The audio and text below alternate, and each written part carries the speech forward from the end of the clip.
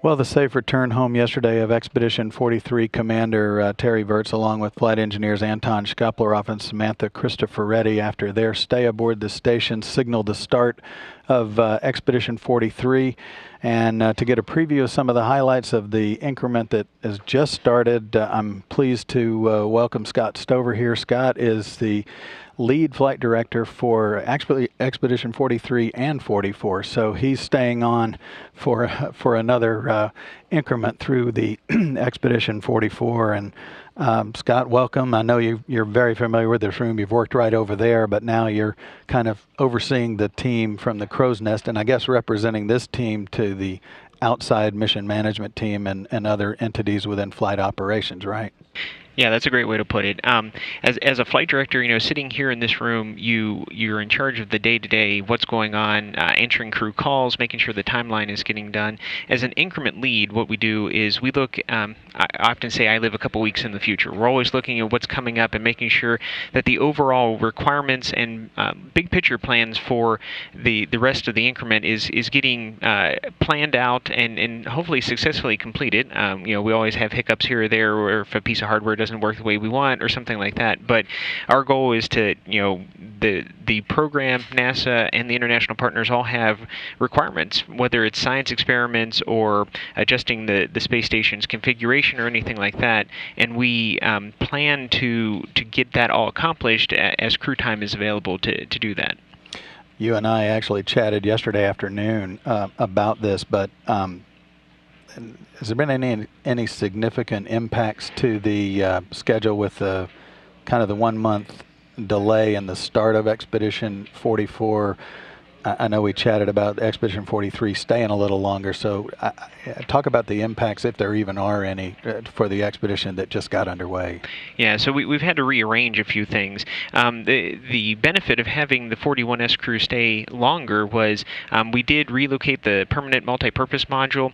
That had been planned to do later in the summer, but with the additional crew time that was available early in the increment, we were able to get that accomplished.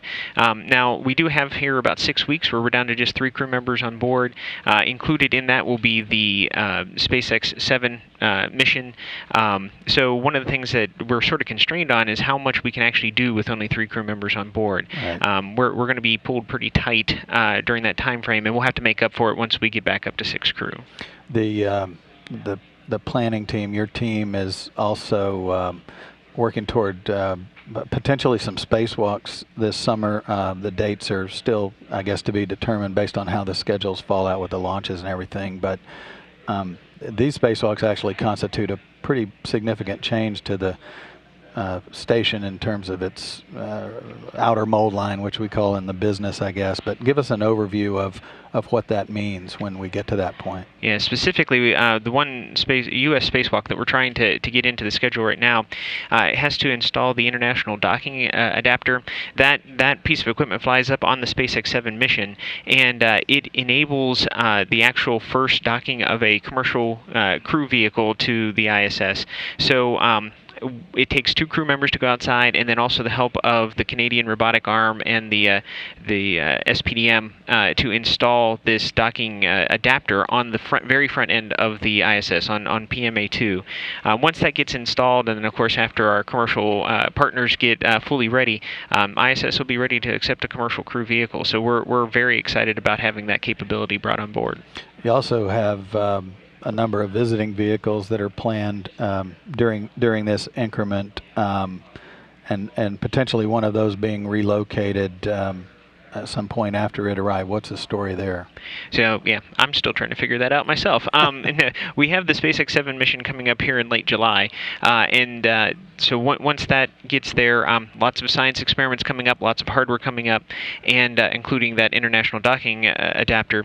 And the crew will be performing those experiments, trying to transfer all the cargo. And we have Dragon stays on board for about 30 days. We might extend this one closer to 40 if we can, and get it loaded up with important science samples and hardware to come home.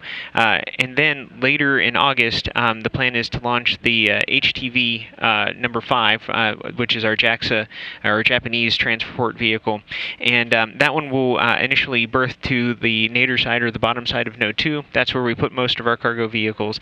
However, there's the possibility that the next SpaceX will be coming up right after that, and we may have to keep HTV on board while SpaceX is there. So we may be moving the HTV module to the Node 1 nadir. That's where the permanent multi-purpose module was just relocated from, and that way we may actually have two cargo vehicles there at the same time. Lots going on, and HTV is planned to stay beyond the end of increment 44 into the increment 45. At the same time, will be Soyuz operations will be going on, Progress operations will be going on. A very busy time, what August and early September looks like. Obviously, there's a lot of science that's going on related to the one-year mission, and that science keeps coming up, right? So, as with the SpaceX flight. Correct, and just because the crew members are on board, science keeps going. You know, as you can imagine, a normal person has to go to the doctor once a year, or you may, you know, depending on your health condition, need to go to the doctors more often. Well, in order to get good science samples, the crew members are scheduled at regular intervals to have science samples taken. You talked about VO2 max earlier. That's one of the examples, and as you said, it's about once a month that happens. So we have very flight day specific samples and activities for the crew that monitors their health, and that's the data that the doctors are gathering to understand the impacts on the body. One last question to touch on. It's a busy agenda, obviously, especially with 3 people up there right now, but is it helpful having an experienced crew like this one up there? Oh yes, I would say it's definitely beneficial to us. You know, if we launch new crew members that have never flown in space before, we have to give them some adaptation time. Everybody is affected differently to zero-G. Some people it's like a fish returning to water. Other people it's the fish out of water kind of thing, where the body just needs time to adjust.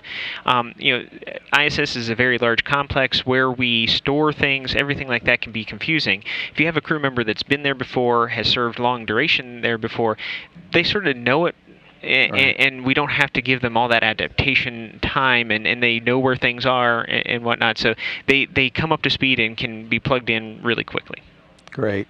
Well, Scott, we appreciate you taking a few minutes to stop by. I know you're in this room all the time, and I'm glad I was able to snag you today to come by and talk about the increment a little bit. Yep, my pleasure.